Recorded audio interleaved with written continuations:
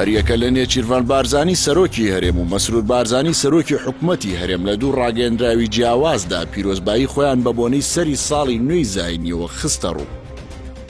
هاوکات پیرۆزباییەکەیان کردە دەرفەتێک بۆ هەڵوێزوەرگرتن لەسەر چەند پرسێک هەریەکەیان لە ڕوانگەی خۆیەوە. پەیامەکەی سەرۆکی هەرێم کە 628 وشەیە نزیک بە دوو هێندەی پەیامەکەی سەرۆکی حکومەتە کە 346 وشەیە. ئەو خاڵە جیاوازە دیارەش لە هەردوو پەیامەکەدا بەدی دەکرێت پێڕوانینی هەردوو لایە بۆ چارەسەری کێشەکان لەگەڵ بەخدا. سەرۆکی هەرێم سەبارەت بە بەخدا 12 گوزارشتی بەکارێناوە کە ئاماژەیە بۆ توندی هەڵوێستی سەرۆکی هەرێم بەرامبەر بەخدا. لەو ڕۆوە نێچیروان بارزانی سەرۆکی هەرێم لە پەیامەکەدا ئەم گوزارشتانی بەرامبەر بەخدا بەکارهێنا. بەر لە کۆتایی ساڵی 2020 لە پەرلەمانی عێراق هەڵسوکەوتی هێزە سیاسەکانی عێراق لەگەڵ هەرێمی کوردستان زۆر ستەمکارانە بوو.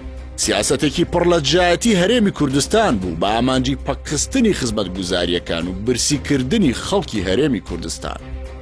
لە یاسای پڕکردنەوەی کورتێنانی داراییدا هەموو هەوڵێکیاندا بە ناوی یاساوە فەرمانبەران و موچەخۆرانی هەرێمیان لە موچە و شایستە داراییەکانیان بێبەش کرد.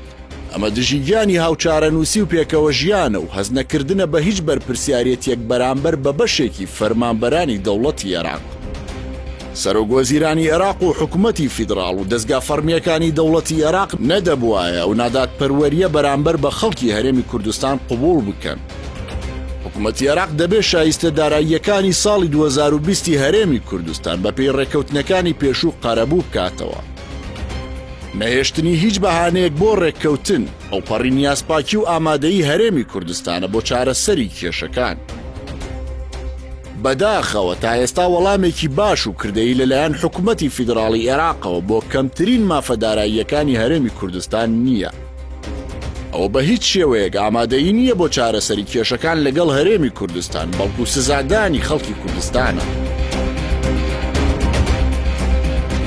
لە بەرامبەردا پەیامەکەی مەسرور بارزانی سەرۆکی حکوومەتی هەرێم هیچ توندیەکی بەرامبەر بەغدا تێدا بەدی ناکرێت چکە لە یەک دەستەواژە کە ئەویش چیتر ڕێگە نەدەن ماف و شایستە داراییەکانی خەڵکی کوردستان بکرێتە کارتێکی فشاری سیاسی.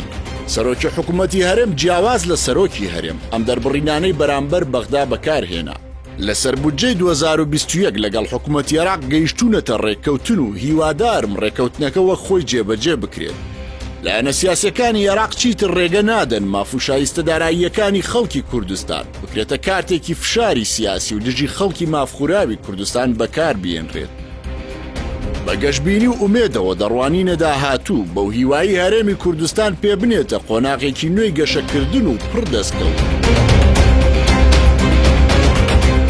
بڕوای بەشێک لە چاودێران هۆکاری ڕاجایی هەریەکە لە سەرۆکی هەرێم و سەرۆکی حکوومەتی هەرێم بەرامبەر بەغدا بۆ چەند هۆکارێک دەگەڕێتەوە. یەکەم، دۆسیەی نەوتی هەرێم لە دەستی سەرۆکی هەرێمدایە و بە هیچ شێوەیەک ناوێت ڕادەستی بەغدا بکرێت. دووەم، پەیامەکەی سەرۆکی هەرێم نامەیەکە بۆ بەغدا کە هەرێمی کوردستان ئەوە تێڕوانینیەتی و نەک ئامادەی زیاتری بۆ ڕێککەوتن نییە بەڵکو پێی وایە ستەمیشی لێکراوە. سێەم، ناوەڕۆکی پەیامەکان کە سەرۆکی حکوومەتی هەرێم دەڵێت ڕێککەوتوین و سەرۆکی هەرێمیش دەڵێت وەڵامێکی باش و کردەیی بۆ مافەداراییەکانی هەرێم نییە.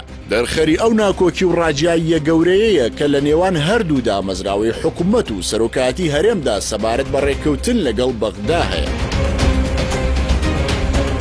هەرێمی کوردستان پێیناوەتە ساڵی نوێوە بەڵام هێشتا هیچ ئاسۆیەک بۆ چارەسەری قەیرانی دارایی نییە. چاودێران دەڵێن جگە لە ناکۆکی لایەنە عێراقیەکان لەسەر میکانیزمی مامەڵەکردن لەگەڵ هەرێمی کوردستان و ئەو بێمتمانەیی بە درێژایی 7 ساڵی ڕابردوو دروست بووە. بژێ و موچەی هاوڵاتیانی هەرێم بوونەتە قوربانی ململانەی جەمسەرەکانی دەسەڵات لە ناو هەرێمی کوردستانیش. تاوڕادەی ململانەی سیاسی نێوخۆیی بۆ ئاستێک دابەزیوە. ئەگەر لە پێشووتردا دۆ حیزب ململانەی بەرژەوەندیەکانیان بوو بێت ئەوە ئێستا ململانەکان بۆ ناوخۆی حیزب و بنەماڵەکانی شۆڕ بۆتەوە و ئەوەندەی دیکە چانسی خەڵکی هەرێمی کوردستانیشیان بۆ ژیانێکی شەرەفمەندانە لە بار بردووە.